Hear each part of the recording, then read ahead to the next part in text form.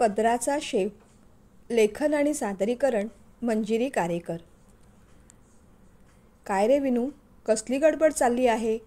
सायली मॅडमच्या केबिनमध्ये कोण बसलंय? बाहेर मोठी गाडी थांबलेली पाहिली मी, म्हणून विचारतोय, समीरने विनूला विचारलं. सर, कुणीतरी दामले म्हणून आहेत. या आधीसुद्धा 2दा आश्रमात येऊन गेले आहेत. गेल्या वेळेस आश्रमातल्या मुलांना भेटूनसुद्धा गेले. मुलांबरोबर 2-3 तास घालवले त्यांनी आणि मग नंतर निघून गेले. आज पुन्हा आले आहेत, विनूने माहिती दिली. मग येऊ दे की, भेटू दे मुलांना. अरे, समाजात अशा लोकांचा चांगुलपणा आहे म्हणून तर माणुसकी अजून टिकून आहे ना. नाहीतर स्वतःची जबाबदारी निर्लज्जपणे टाळणाऱ्या काही लोकांमुळे आज अनाथ आश्रम आणि वृद्धाश्रम यांची संख्या दिवसेंदिवस वाढते. पण आश्रमात शरीराला निवारा मिळतो अरे, पण मनाच्या निवाऱ्याचं काय? प्रेमाचं, आपलेपणाचं, मायेचं छप्पर आणि भिंती, त्या कुठून रे आणायच्या? मग एखाद दिवशी अशी काही चांगली लोकं येतात, या मुलांबरोबर वेळ घालवतात. बहुतेक त्या दोघांच्या लग्नाचा वाढदिवस तरी असेल किंवा त्यांच्या मुलाचा वाढदिवस असेल. अशा दिवशी लोकं येतात, आश्रमातल्या अनाथ मुलांसाठी खाऊ खेळणी घेतात आणि आपला वेळ आणि पैसा चांगल्या ठिकाणी सत्कारणी लावतात. त्यात वाईट काय आहे? येतात तर येऊ दे. तू एवढा त्रासलेला का दिसतोस? समीरने विचारलं. नाही सर, तुम्ही म्हणतात तशी ही लोकं नाहीत. यांचा प्रॉब्लेम काहीतरी भलताच आहे. या दाम्पत्याला फक्त इथे येऊन भेट द्यायची नाही आहे, तर मूल दत्तक घ्यायचं आहे, विनू म्हणाला. अरे, मग तर ती त्याहून चांगली गोष्ट आहे. त्यांना कदाचित मुलगा घ्यायचा का मुलगी हे ठरत नसेल, किंवा मग अगदी तान्हं बाळ घ्यायचं की थोडं मोठं मूल हे कदाचित ठरवायचं असेल. अरे, किंवा कधी असंही होतं, एखादी मुलगी घ्यायची असं ठरवून येतात आणि इथे येऊन एखादा मुलगा आवडून जातो. अर्थात आपला हा अनाथ आश्रम म्हणजे भाजी मार्केट नाही की मंडई फिरल्यासारखं या भाजीवाल्याकडून त्या भाजीवाल्याकडे जायचं, 2-4 भाज्या वर खाली करून पाहायच्या आणि मग त्यातली एखादी निवडायची. वस्तू आणि माणसं निवडण्यात फरक असतो. माणसाला भावना जोडलेल्या असतात. माणसांना हाताळण्याची पद्धत जरा वेगळी असते आणि हीच निवड खरी कठीण असते.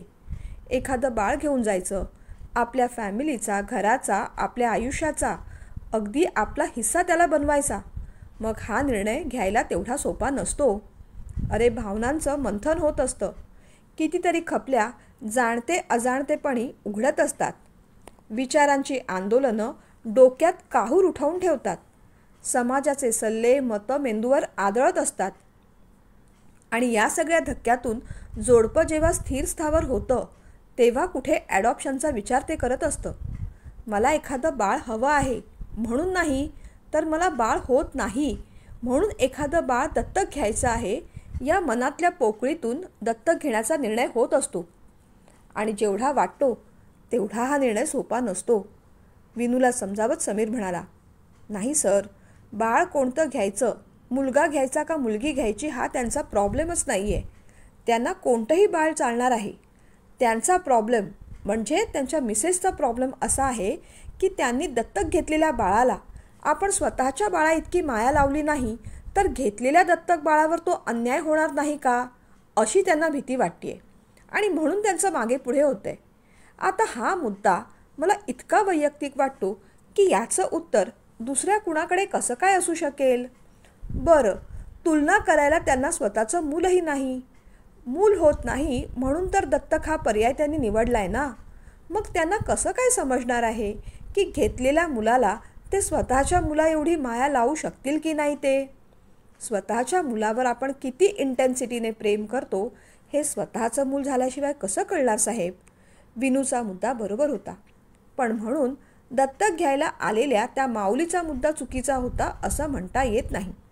उलट त्या जास्त सेन्सिटिव्ह आहेत असं म्हणणं योग्य ठरलं असतं. दत्तक घेतलेल्या मुलाला आपण किती प्रेम द्यावं याची फूटपट्टी थोडीच असते. पण आपल्या पोटच्या मुला एवढं जर आपण प्रेम देऊ शकलो नाही, तर त्या दत्तक मुलावर तो अन्याय आहे हे समजण्याची खोली ज्या व्यक्तीकडे आहे, ती व्यक्ती इतरांपेक्षा जरा जास्तच सेन्सिटिव्ह असणार. म्हणूनच त्यांनी घेतलेल्या निर्णयाचा त्यांना त्रास किंवा पश्चाताप होऊ नये याची अधिक काळजी घ्यावी लागणार होती. अर्थात मूल दत्तक घ्यायचा आहे असा निर्णय झाल्यावरच या सगळ्या गोष्टींना अर्थ होता. त्या कपलचा मुद्दा असा होता की मूल दत्तक घ्यायची इच्छा तर आहे, पण तशी भावनिक तयारी होत नाही आहे. कारण भीती वाटते की आपण दत्तक घेतलेल्या मुलाला स्वतःच्या मुलासारखं आपण प्रेम देऊ शकू की नाही. होऊ शकतं एखाद्याला हाही प्रश्न पडू शकतो. इतर वेळेस अशा जोडप्याचं काउन्सिलिंग करायला समीरला फार टेन्शन येत नसे. सहजपणे त्यांच्याशी बोलता बोलता त्यांच्या मनातल्या इच्छा अपेक्षा जाणून घेऊन तुम्ही कोणतं मूल घेऊ शकता हे तो सहजपणे सुचवत असे. आणि त्याने दिलेल्या सल्ल्याचा अजूनपर्यंत तरी जोडप्याला चांगलाच अनुभव आलेला होता. इथून दत्तक घेतलेल्या मुलांबरोबर त्यांचे पालक खूप खुश आहेत हीच त्याच्या बुद्धीची, प्रामाणिकपणाची आणि कामाची पोचपावती होती. सर, कसला विचार करताय? मी तर सायली मॅडमना पण म्हटलं होतं की तुम्ही सरळ त्या कपलला सांगून टाका. जेव्हा तुमची मानसिक आणि भावनिक तयारी होईल तेव्हाच आमच्या इथे या आश्रमात या. उगीच इथे येऊन त्यांचा वेळ आणि आपलाही वेळ ते वाया घालवतायत. पण सायली मॅडम म्हणाल्या की मी बोलून पाहते. कदाचित माझ्या बोलण्याने त्यांच्या विचारात अधिक स्पष्टता येईल आणि कोणता तरी निर्णय ते नक्कीच घेऊ शकतील. विनू म्हणाला. सायली बोलतेय ना, मग काही प्रश्नच नाही रे. सगळ्या गोष्टी, सगळ्या भावना, सगळे विचार, सगळी कन्फ्युजन्स उलगडून समोर ठेवण्याची तिची हातोटी आहे. समीर असं म्हणताच विनू पटकन म्हणाला. सायली मॅडम माणसांच्या भावभावना आणि त्यातले जटिल प्रश्न सोडवण्यात पटाईत आहेतच. पण यावेळेस त्या स्वतःच म्हणाल्या, या जोडप्याशी मी बोलतेय खरी, पण त्यांना मी काही कन्व्हिन्स करण्यापेक्षा काही गोष्टी त्यांना कळल्या तरच फार बरं होईल. नाहीतर मूल दत्तक घेऊन आपण हवं तेवढं त्याच्यावर प्रेम करत नाही या भावनेने त्यांचं मन उगीचच त्यांना पुढे खायला नको. पण मुळात हा प्रश्नच एवढा वैयक्तिक आहे, तो सोडवायचा कसा हे मलाही कळत नाही. मला वाटतं सर, आजच्या मीटिंगला तुम्हीसुद्धा सायली मॅडमबरोबर बसा. कदाचित तुम्ही दोघं मिळून त्या जोडप्याचा प्रश्न सोडवू शकाल. बरं, मी येतो. मला दहीहंडीची तयारी करायची आहे. यावेळेस दहीहंडीत बिस्किटांच्या पुड्याबरोबर थोडी चॉकलेटसुद्धा टाक दादा, अशी मुलांची मागणी आहे. हसत हसत विनू म्हणाला. अरे अरे, मग खुशाल टाक आणि भरपूर टाक. दहीहंडी किंवा त्यासारखे कार्यक्रम मुलांना आनंद देण्यासाठी तर आपण साजरे करतो ना, समीर म्हणाला. विनू निघून गेला होता, पण समीर मात्र बुचकळ्यात पडला होता.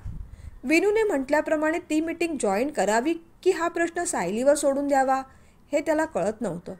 चालत चालत तो सायलीच्या केबिनच्या दिशेने गेला आणि काचेतून त्याची नजर त्या जोडप्याकडे गेली. उजवीकडे बसलेल्या त्या स्त्रीकडे तो पाहत राहिला. साधारण 34-35 वय असेल तिचं, पण तिचे केस वयाच्या मनाने जरा जास्तच पिकलेले होते. चेहऱ्यावर उत्साह नव्हता. डोक्यांवरच्या आठ्यांमुळे तिचं सौंदर्य पार लपलं गेलं होतं. तो त्या स्त्रीकडे पाहतच राहिला. आपण यांना नक्कीच कुठेतरी पाहिलं आहे याची त्याला खात्री पटली, कारण एकदा पाहिलेला चेहरा तो कधीच विसरत नसे. एकटक तो तिच्या चेहऱ्याकडे पाहत राहिला आणि अचानक बल्ब पेटावा असं त्याचं झालं. त्याला सगळं लख्ख आठवलं. साधारण 10 वर्षांपूर्वीची गोष्ट असेल. समीर बर्वे, यशस्वी उद्योगपती श्रीकांत बर्वे यांचा एकुलता एक मुलगा, उच्चविभूषित, दिसायला देखणा आणि वडिलांसारखंच कर्तृत्वात आणि कामात नावारूपाला आलेला. अशा हिऱ्यासारख्या मुलाला साजेशी मुलगी शोधणं हे सुद्धा खूप कठीण काम होतं. मुलगी नुसती सुंदर असून चालणारी नव्हती. संस्कारी, प्रेमळ, बर्वे कुटुंबात शोभेल अशीच ती हवी होती. श्रीकांत बर्वे यांच्या पत्नी म्हणजेच समीर बर्वे यांच्या मातोश्री यांच्यासारखीच प्रेमळ, हुशार, मनमिळाऊ अशी ती हवी होती. आणि अगदी तशीच मुलगी समोर आली. ओळखीमधूनच कुणीतरी प्रिया मुजुमदार हिचं स्थळ आणलं.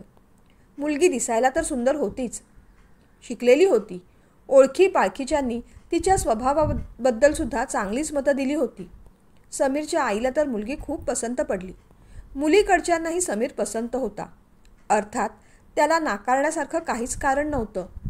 प्रियाने पण आपला होकार कळवला होता. पण त्यांच्या त्या पहिल्या भेटीत सगळा खेळ पलटला. होकाराचा नकार झाला. समीरला त्याचा धक्का बसला.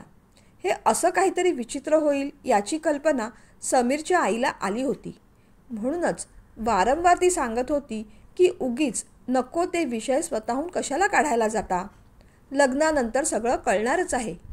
पण बाबा मात्र स्पष्टपणे म्हणाले होते, जे खरं आहे ते सांगायलाच हवं.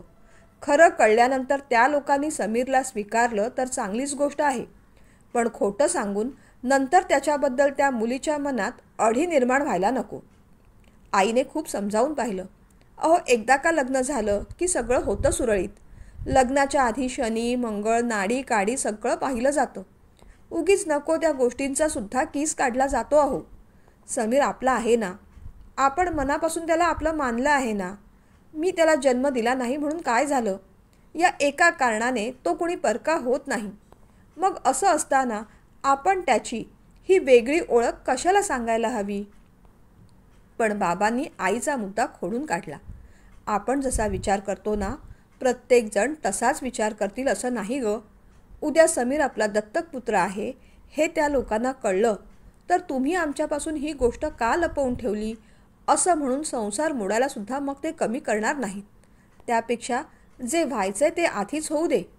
आणि हे बघ, जिथे जमायचं असेल तिथे जमतंच, आणि मोडायचंच असेल तर ब्रह्मदेवसुद्धा त्यात काही करू शकणार नाही. अगदी तसंच झालं. आई शेवटपर्यंत समजावत राहिली, पण बाबांनी आपला मुद्दा सोडला नाही. मग समीरच म्हणाला, आई, एवढी काही चिंता करू नकोस. अगं प्रिया खूप समंजस आणि मॉडर्न मुलगी आहे. तिच्यासाठी व्यक्ती महत्त्वाची आहे. माझ्यावर चांगले संस्कार आहेत. मी चांगला शिकलेलो आहे.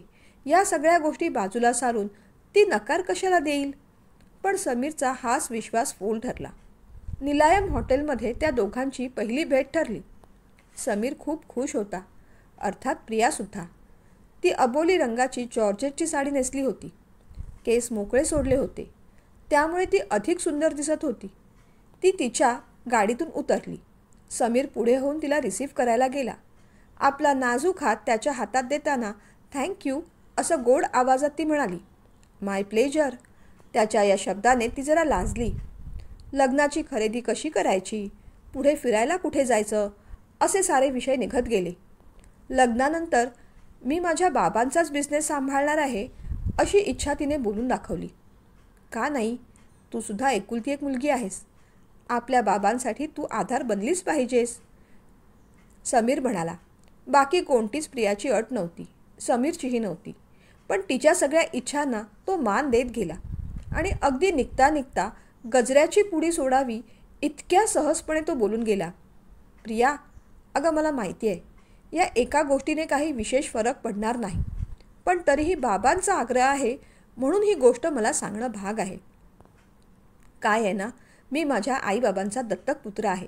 अगदी लहानपणीच, म्हणजे मला कळत नव्हतं तेव्हाच एका अनाथ आश्रमातून त्यांनी मला दत्तक घेतलं होतं. खरंच माझं नशीब खूप मोठं आणि चांगलं की मला असे आईबाबा मिळाले, आणि केवळ त्यांच्यामुळेच आज मी तुझ्यासमोर उभा आहे. तुला माहिती आहे प्रिया, ही गोष्ट सांगायला आई केवढी घाबरत होती. तिला वाटलं होतं की तू किंवा तुझ्या घरातले ही गोष्ट ऐकून मला नकार देतील, पण मी समजावलं तिला. तो एवढं बोलेपर्यंत प्रियाने टेबलावर आपली मूठ आदळली. काय, तू ॲडॉप्टेड आहेस आणि ही गोष्ट तू आत्ता सांगतोयस? आय वंडर, ही एवढी मोठी गोष्ट तुम्ही लाईटली कशी घेऊ शकलात? अचानक तिचं बदललेलं वागणं पाहून समीरसुद्धा गडबडला. ही गोष्ट खरंच एवढी मोठी असू शकते याची त्याला तीळ मात्र कल्पना नव्हती. अगं सॉरी, पण मला वाटलेलं तू आधुनिक विचारांची मुलगी आहेस, शिकलेली आहेस. या सगळ्या गोष्टी तू सहजतेने स्वीकारशील, घाबरत घाबरत तो म्हणाला. सहजपणे स्वीकारशील म्हणजे काय म्हणायचं आहे तुला? आधुनिक विचारांच्या मुलींना चॉईस नसतो. मुळात एखाद्या दत्तक घेतलेल्या मुलाला आपलं लाईफ पार्टनर बनवणं आणि ती गोष्ट तेवढ्याच सहजपणे स्वीकारणं हे फक्त आधुनिकपणाचंच लक्षण आहे का? नाही, मुळीच नाही. यात आधुनिकतेपेक्षा व्यक्ती स्वातंत्र्याचा, विचारांचा, चॉईसचा, प्रेफरन्सचा प्रश्न येतो.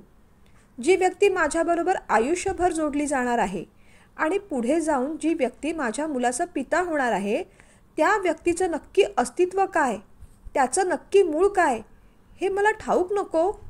आणि मुळात तुझे आई वडील कोण आहेत, त्यांनी कोणत्या परिस्थितीत तुला जन्म दिला आहे आणि तुला असं वाऱ्यावर का सोडलं, या सगळ्या गोष्टीचा विचार व्हायला नको का? या गोष्टीच्या मुळात शिरायला नको का?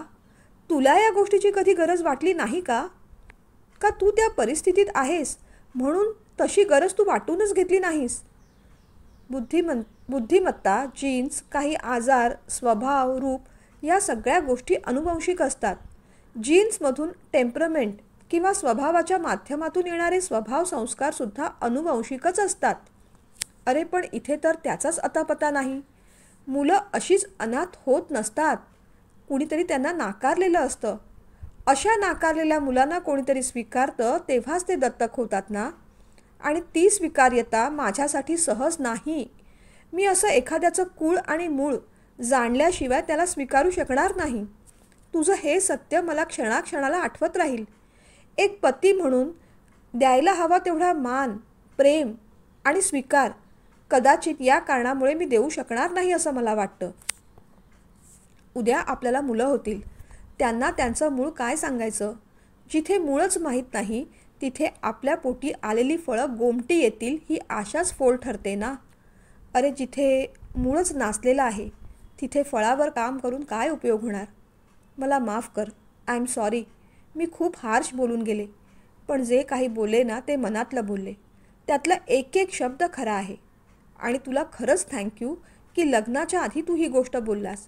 कारण लग्नानंतर या गोष्टीचा आपल्या दोघांनाही खूप पश्चातापच झाला असता. समीर मला माफ कर. हे नातं माझ्यासाठी इथेच संपलं. हे नातं तुटलं. आपण इथेच थांबूया. काय बोलावं ते समीरला कळलं नाही. आपल्यासाठी साधारण वाटणारा मुद्दा कोणासाठी इतका टोकाचा असू शकतो याचा त्याने कधी विचारच केला नव्हता. प्रिया खरं तर रागावली होती. तिच्या डोळ्यात राग स्पष्ट दिसत होता. तिचं फ्रस्ट्रेशन कळून येत होतं. समीरला खूप काही बोलायचं होतं, सांगायचं होतं, समजवायचं होतं.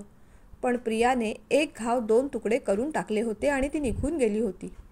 दुखावलेल्या समीरने मग पुन्हा कधी कोणत्या स्थळाचा विचार केला नाही. समाजाने आपल्याला नाकारलेलं आहे, मग कोणी आपल्याला का स्वीकारावं या विचाराचीच त्याला भीती वाटू लागली.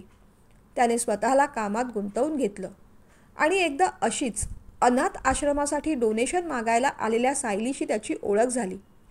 ती एका अनाथ आश्रमासाठी काम करत होती. ती सुद्धा स्वतः अनाथ होती. त्या दोघांची ओळख झाली, मैत्री झाली, प्रेम झालं आणि मग समाजाने नाकारलेल्या दोन प्रेमळ जीवांनी एकमेकांना मात्र स्वीकारलं. त्यांनी हा अनाथ आश्रम मोठा केला. त्यांच्याही लग्नाला आता 3 वर्ष होत आली होती. बराच वेळ समीर बाहेर उभा आहे हे काचेतून सायलीने पाहिलं. तिने हातानेच आत ये अशी समीरला खूण केली. समीर आत गेला. प्रियाने वर पाहिलं. तिला बहुतेक काही आठवलं नसावं, पण तिच्या चेहऱ्यावर भाव हेच होते की आपणही या मुलाला कुठेतरी पाहिलं आहे. सायलीने त्या दोघांची समीरची ओळख करून दिली. समीर हे मिस्टर अधिरंजन दामले आणि या त्यांच्या मिसेस प्रिया दामले आपल्या मुलांबरोबर थोडा वेळ इथे घालवायला आले आहेत. आता तरी सायली एवढंच बोलली. मग सायलीने सुपरवायझर मॅडमना बोलावून घेतलं. रणदिवे मॅडम, या प्रिया मॅडमना काही वेळ मुलांसोबत घालवायचं आहे. मला वाटतं मुलं आता प्रार्थना हॉलमध्ये असतील. मॅडमना तिथेच घेऊन जा. चला मॅडम, रणदिवे म्हणाल्या. काहीतरी आठवतच समीरकडे पाहत प्रिया उठली. दामले सर, वाटल्यास तुम्हीही मॅडमबरोबर जाऊ शकता. सायली असं म्हणताच समीर पटकन म्हणाला, नको, सरांना इथेच थांबू दे. वर्षभरात आश्रमाचे काय काय अजेंडा असतात याबद्दल आपण सरांशी बोलू शकतो. ते सगळं ऐकायला त्यांनाही आवडेल. सायलीला ती गोष्ट पटली. रणदिवे मॅडमबरोबर प्रिया मुलांकडे प्रार्थना हॉलमध्ये गेली. प्रिया गेली हे पाहून अधिरंजन दामलेंनी बोलायला सुरुवात केली. ॲक्च्युली मी खरं तर तुम्हाला सॉरी बोलायला हवं. आम्ही अचानक इथे असं येतो आणि तुमचा वेळ घेतो हे खरं तर मलाही पटत नाही. पण खरं सांगू का, सध्या माझ्या बायकोची मानसिक स्थिती ठीक नाही आहे. इथे येऊन मुलांमध्ये तिचं मन रमतं म्हणून इथे येतो मी, अधिरंजन दामले म्हणाले. पण दामले साहेब, मुलांबरोबर मन रमवणं आणि मुलांमध्येच रमणं यात बराच फरक असतो. तितका फरक की जखम झाल्यावर ती झाकून ठेवणं आणि जखम झाली आहे म्हणून तिला मलमपट्टी करणं एवढा फरक. खरं सांगू का, जखम झाकली तरीही ती ठुसठुसत राहतेच. जोपर्यंत तिच्यावर औषध पाणी करत नाही तोपर्यंत ती जखम तशीच त्रास देणार. समीरच्या या बोलण्यावर अधिरंजन दामले दचकले. म्हणजे तुम्हाला काय सुचवायचे नक्की, त्यांनी विचारलं. कसं सांगू आणि कुठून सुरुवात करू हे खरं तर कळत नाही. पण कदाचित मी सांगितल्याने काही गोष्टी अधिक स्पष्ट होतील आणि कदाचित तुमच्या जखमेवर फुंकर मारली जाईल अशी आशा वाटते. म्हणून बोलतोय. तुमच्या पत्नीला, प्रियाला मी ओळखतो. प्लीज या गोष्टीचा चुकीचा अर्थ काढू नका. कारण ही गोष्ट मी स्पष्टपणे बोलताना तुम्ही आणि माझी पत्नीसुद्धा माझ्या बाजूला बसली आहे याची मला पूर्ण जाणीव आहे. 9-10 वर्षांपूर्वीची गोष्ट. माझं प्रियाला स्थळ आलं होतं. आमचा होकारही झाला होता. लग्नानंतर पहिल्या भेटीत मी तिला माझ्याबद्दल एक खरी गोष्ट सांगितली. ती गोष्ट म्हणजे मी माझ्या आईवडिलांचा सख्खा मुलगा नसून दत्तक मुलगा आहे. त्यावेळेस ती खूप चिडली. तिचं रागावणं स्वाभाविक होतं. तिने मला नकार दिला. सुरुवातीला मला त्या नकाराचं खूप वाईट वाटलं. पण खरं सांगू का, प्रत्येकाने आपल्याला ॲक्सेप्ट केलं पाहिजे ही भावना ही गोष्ट चुकीची आहे. जिथे मला माझ्या आईवडिलांनी रिजेक्ट केलं तिथे मी इतर अनोळखी माणसांकडून ॲक्सेप्टन्सची अपेक्षा कशाला करायला हवी. तिच्या मताचा मी मान ठेवला. आतून खूप हर्ट झालो, पण सत्य स्वीकारलं. सत्य स्वीकारलं म्हणून स्वतःलाही मोकळ्या मनाने मी स्वीकारू शकलो. आणि जितक्या मोकळ्या मनाने स्वतःला स्वीकारलं तितक्याच मोकळ्या मनाने माझ्या पत्नीला आणि या अनेक मुलांना ज्यांना त्यांच्या आईवडिलांनी नाकारलं आहे त्या सगळ्या मुलांना मोकळ्या मनानेच स्वीकारू शकलो. आम्ही पती पत्नीने एकमेकांना आणि या मुलांना आज प्रेमाने स्वीकारलं आहे. कदाचित आम्ही त्या रिजेक्शनचा भाग होतो म्हणून आम्हाला हे सहज जमलं असावं. पण तुमच्यासारख्या प्रत्येक नॉर्मल माणसाला ही गोष्ट तेवढ्याच सहजपणे जमेल अशी अपेक्षा करणं चुकीची आहे. त्यावेळेस प्रियाने नकार दिला कारण तिलाही सहजपणे ही गोष्ट स्वीकारता आली नाही. ही गोष्ट तिला जड गेली आणि अर्थात त्यात तिची काहीही चूक नाही. तिने स्वतःचा विचार केला, पुढचा विचार केला. तिच्या मनात असलेल्या कल्पना, धारणा, विश्वास, श्रद्धा या सगळ्या गोष्टी तपासून पाहिल्या आणि मगच तिने मला नकार दिला. त्यात चुकीचं काही नाही. समोरची व्यक्ती दत्तक आहे म्हणून तिला नकार द्यायचा या एका गोष्टीमुळे त्या व्यक्तीतल्या सगळ्या चांगल्या गुणांना तिने नाकारलं. पण आपल्या नशिबाने म्हणा किंवा दुर्दैवाने ज्या गोष्टी आपण स्ट्रॉंगली, उघडपणे, रागाने, द्वेषाने, अहंकाराने नाकारत असतो ना, कधीकधी त्याच गोष्टी आपल्यासमोर येऊन उभ्या राहतात. प्रियाच्या बाबतीतसुद्धा नेमकं तेच घडतंय. तुमच्याबद्दल मला थोडी माहिती कळली आहे बाहेरून. बाळ होत नाही हे दुःख तर आहेच. समाज तर या गोष्टींसाठी टोचून टोचून खात असतोच. पण अशा परिस्थितीत एखादं मूल दत्तक घ्यायचं म्हणजे प्रियासाठी तरी ती गोष्ट कठीण होणार आहे. इतकी वर्ष ज्या विचारांना, मतांना, धारणांना आपण कडेकोट भिंतीसारखं वापरलं, आज त्याचेच बुरुज स्वतःहूनच ढासळू द्यायचे हीच गोष्ट तिला ॲक्सेप्ट होत नाही आहे. तिने मला ओळखली की नाही मला माहीत नाही. पण नसेल ओळखलं तर मुद्दामून माझी ओळख सांगून तिला आता ऑकवर्ड करू नका एवढीच माझी रिक्वेस्ट आहे. कारण आता त्या गोष्टी खूप मागे पडल्या आहेत. शिवाय माझ्या मनात कोणताही राग नाही. तेव्हा पुन्हा या गोष्टींची चर्चा नको. एवढं बोलून समीर शांत झाला. क्षणभर त्या रूममध्ये शांतता पसरली. मग अधिरंजन बोलू लागले. खरंच या सगळ्या गोष्टी मला माहीत नव्हत्या. पण ही गोष्ट खरी आहे की प्रियाला अशी अनाथ मुलं, गरीब मुलं फार आवडत नाहीत. म्हणजे ती त्यांचा रागराग करते असं नाही. पण जसं तुम्ही म्हणालात ना तसा फार ॲक्सेप्टन्सही दाखवत नाही. आम्ही बाळासाठी प्रयत्न केला पण 4-5 वेळेला तिचं मिसकॅरेज झालं आणि आता डॉक्टरांनीसुद्धा सांगितलं की प्रेग्नन्सी तिच्या जीवाला धोकादायक ठरू शकते म्हणून. मग आम्ही मुलाचा विचार सोडून दिला. जेव्हा जेव्हा तिने कन्सीव्ह केलं तेव्हा तेव्हा बाळासाठी तिने खूप स्वप्न पाहिली. प्रत्येक वेळेस ती स्वप्न तुटत गेली. तिची स्वप्न आणि आमचा धीर दोन्हीही हळूहळू तुटतच गेले. प्रिया खचली. हळूहळू ती डिप्रेशनमध्ये जाऊ लागली आणि सतत हाच विचार करू लागली की मला माझं आता बाळ हवं आहे. आमच्या फॅमिली डॉक्टरनेच मग ॲडॉप्शनचा पर्याय सुचवला. बाळ दत्तक घ्यायला माझी तरी काही हरकत नाही, आमच्या घरातल्यांचीही नाही. अर्थात त्यांना ही गोष्ट फार आवडली नसली तरी त्यांनी विरोध दाखवला नाही. पण प्रियाचंच मन द्वंद्व करतंय.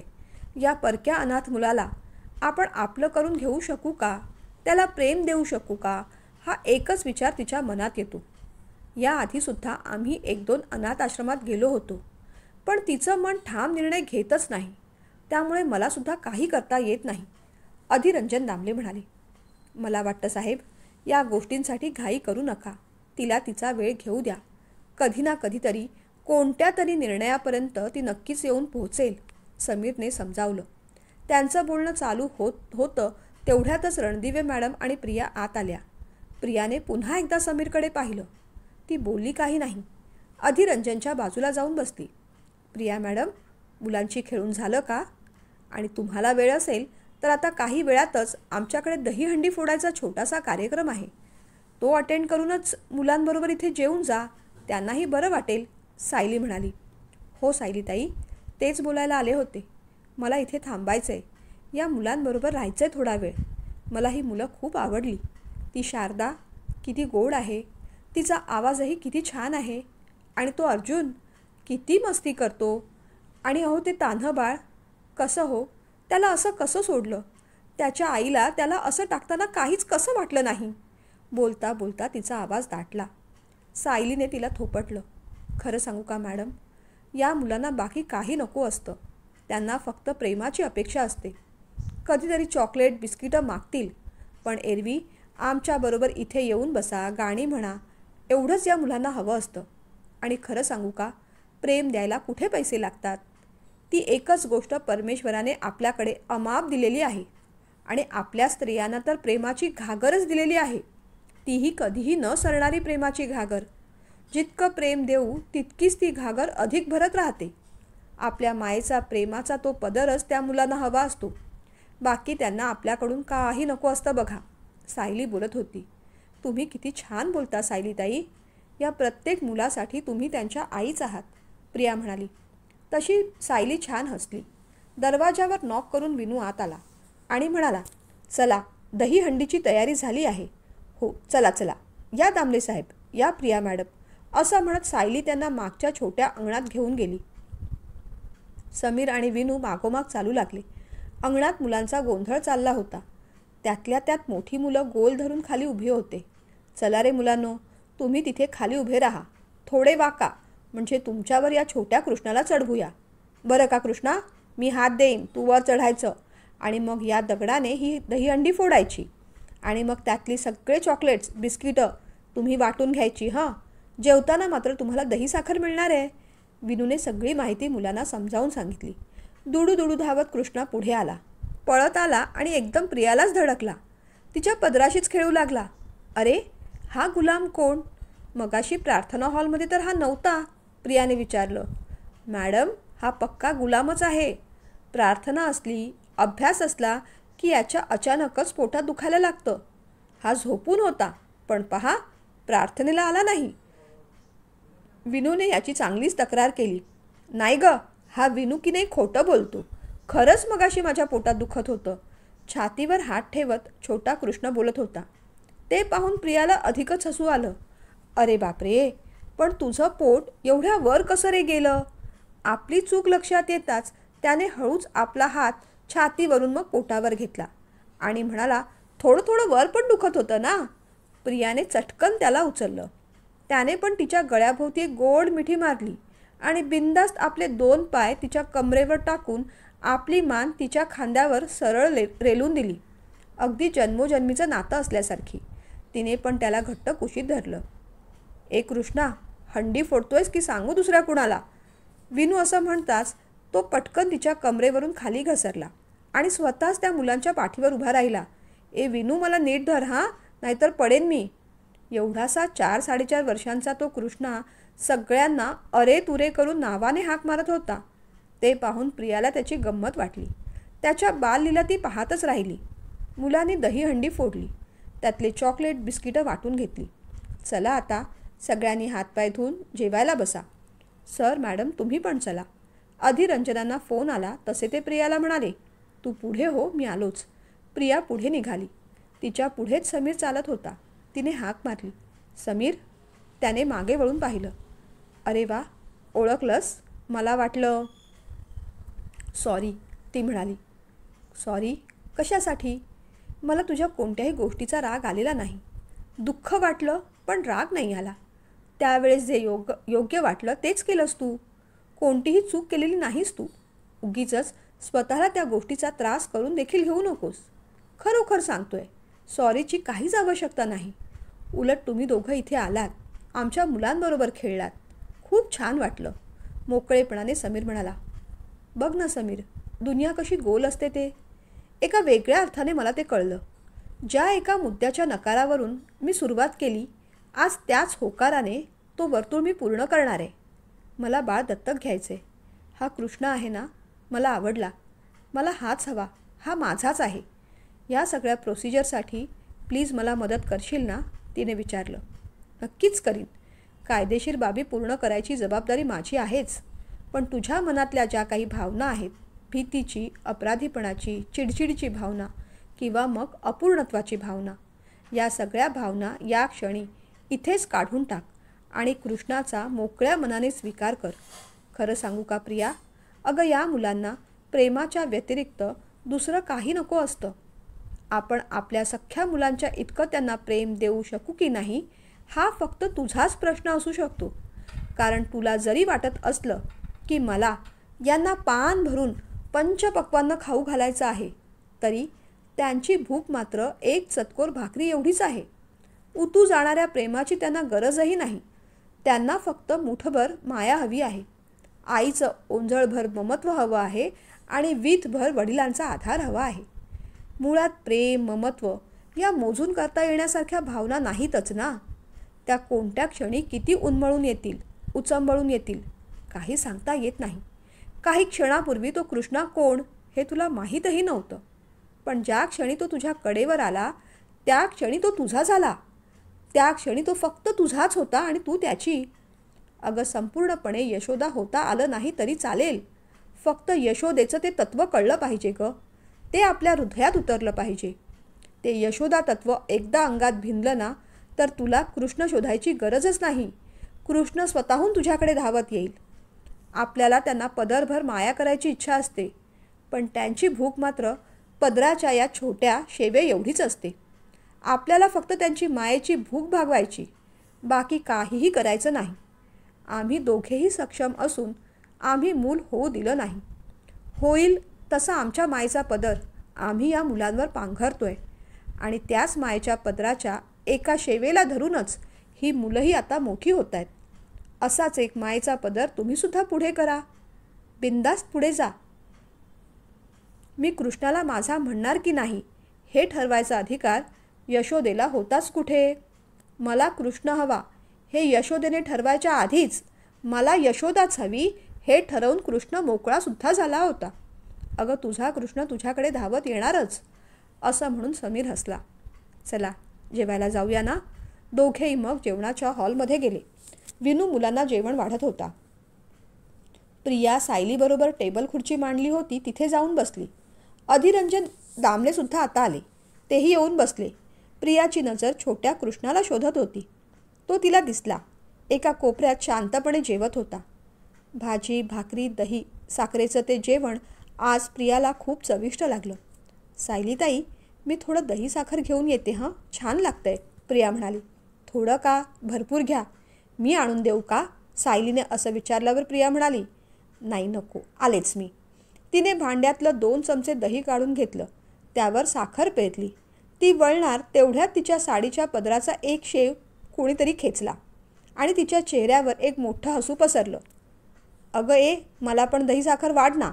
त्याच्या एवढ्याशा हातात एवढं मोठं ताट बघून तिला हसू आलं. वाढते हां, मी भरवू का रे तुला, तिने विचारलं. कृष्णाने थोडं अविश्वासाने पाहिलं. काय रे कृष्णा, काय झालं, तिने विचारलं. माझं दही साखर तू तर खाणार नाहीस ना. त्याच्या एक एक बोलण्याने तिला हसूच येत होतं. एका हातात तिने ताट धरलं, दुसऱ्या हातात त्याला कडेवर घेतलं आणि म्हणाली. असा रे कसा तू कृष्णा. कृष्णा तर सगळ्यांना दही साखर देतो आणि इथे तू आपल्या आईलाही देत नाहीस. स्वतःशीच बडबड करत ती त्याच्याबरोबर खाली जाऊन बसली. त्याच्या ताटातलं दही साखर तर भरवलंच, स्वतःच्या ताटातलंही तिने त्यालाच भरवलं. दही साखरे एवढंच दोघांचं नातं गोड आणि मधुर झालं. जेवण झाल्यानंतर हात धुवून मुलं उड्या मारत खेळायला निघाली. मगाचं दहीहंडीचं गाणं अजूनही त्यांच्या तोंडात होतं. गोविंदा रे गोपाळा. यशोदेच्या तान्ह्या बाळा. त्या मुलांकडे पाहताना जरा तिची नजर चुकली तर हा कृष्णा पळून लांब गेला होता. कृष्णच तो हातात कुठे यायला, ती स्वतःशीच पुटपुटली. जेवण झाल्यानंतर ती नवऱ्याकडे गेली. आधी माझं ठरलं हां, मला कृष्ण हवा. बायकोचं बोलणं ऐकून अधिरंजन बरोबरच सायली आणि समीरला सुद्धा आनंद झाला. कृष्णा म्हणजे तो? अधिरंजन एवढं विचारेपर्यंत मागून तिच्या साडीच्या पदराचा शेव पुन्हा कोणीतरी खेचला. तिला माहीत होतं कोण आहे ते. ती वळली आणि त्या छोट्या कृष्णाला झटकन कमरेवर घेतलं.